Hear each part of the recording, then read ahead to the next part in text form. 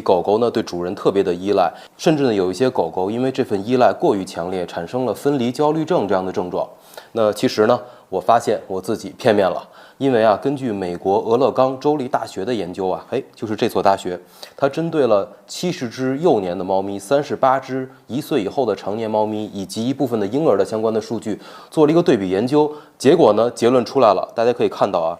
幼年的猫咪64.3%会对主人产生非常强的安全性依赖，成年猫咪它们在1岁以后仍然会有65.8%对主人产生强烈的依赖，而这个数值呢和人类的婴儿对自己父母的依赖是完全一样的。同时，进一步的研究还表明了，猫咪对主人的这份安全性依赖一旦建立起来，是不会随着时间和一些生活环境的变化产生改变的。那俄勒冈州立大学的这些研究人员甚至用了6周的时间，专门让这些幼猫去做了社会化训练，想去看一看时间跟环境的变化会不会影响它对原来主人的依赖。结果发现这份影响非常的有限。因此呢，这些研究人员得出了结论：虽然猫咪有时候看上去比较高冷，但是它的内心仍然包藏着一颗深深的期待你的心。特别是当它们面临压力的时候，它急需你的出现来去释放或者缓解自身的压力。因此呢，到这个时候，你还不赶快放下手机，去撸一撸你旁边的那只猫主子？